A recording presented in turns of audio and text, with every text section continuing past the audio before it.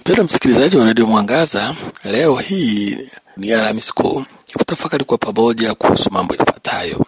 Siku ya Alhamisi Kuu huadhimishwa hasa jioni misa ya karamu ya Bwana. Na katika misa hii ya karamu ya Bwana, mambo matatu hufanyika. Huadhimishwa sakramenti ya Ekaristi Takatifu, huadhimishwa sakramenti ya daraja takatifu na amri ya mapendo. Sakramenti ya Ekaristi Takatifu, ambayo ndiyo kiini na kilele cha wokovu wetu, Yesu aliadhimisha mara ya kwanza katika Cenaculum au chumba cha juu, na huko aliadhimisha sakramenti hiyo ikiwa ni Pasaka ya wakati ule wa Yahudi.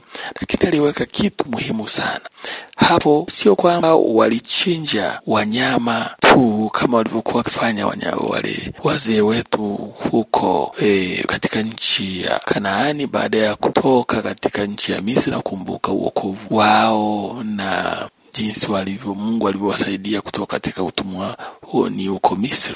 Bali Yesu aliongeza kwamba sasa sadaka hiyo itakuwa inayotolewa mara moja tu, ambapo aliweka sadaka yake mwenyewe. Alitoa mkate, akaubariki, akaumega na akawapa wafuasi wake akisema, huu ni mwili wangu utakaotolewa kwa ajili yenu.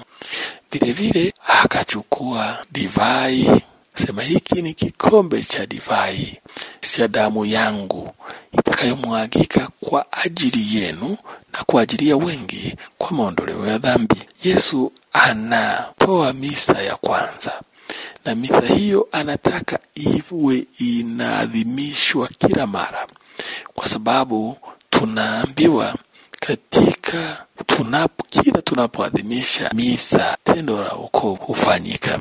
Vile vile Yesu aliweka sakramenti ya daraja takatifu, ambapo aliposema fanyeni hivi kwa ukumbusho wangu, na akawapa mamlaka na madaraka wale mitume ya kuweza kubadili mkate na divai kuwa mwili na damu ya Bwana wetu Yesu Kristo. Tendo hilo hufanyika hadi leo, ambapo kuhani au padre huadhimisha misa hiyo katika nafsi ya Kristo, ni persona Christi. Lakini vile vile katika siku hii ya leo Yesu anafundisha na anatupa amri ya mapendo. Alipowaosha miguu akawaambia, mnafahamu nililowatendea, basi pendaneni kama mimi nilivyowapenda ninyi. Anatuambia kuoshana miguu ni alama ya unyenyekevu, ni alama ya upendo, ambapo unaweza kumpatia mwingine, kusaidiana, kujitoa nafsi kwa ajili ya manufaa ya mwingine na manufaa ya kanisa, manufaa ya taifa lote la Mungu. Lakini leo jioni tutaendelea kumwabudu Yesu Kristo katika maumbo ya mkate, na katika maumbo hayo tunakumbuka kule kukesha pamoja na Kristo katika bustani ya Getsemani. Yesu anapokuwepo kule, anatoka jasho la damu, anakuja kuwaona mitume, anakuta wamesinzia. Sema, hamwezi mkakesha pamoja nami wala saa moja? Kumbe na mimi na wewe tunaweza kuwa tumesinzia katika imani. Tunapaswa sasa kukesha.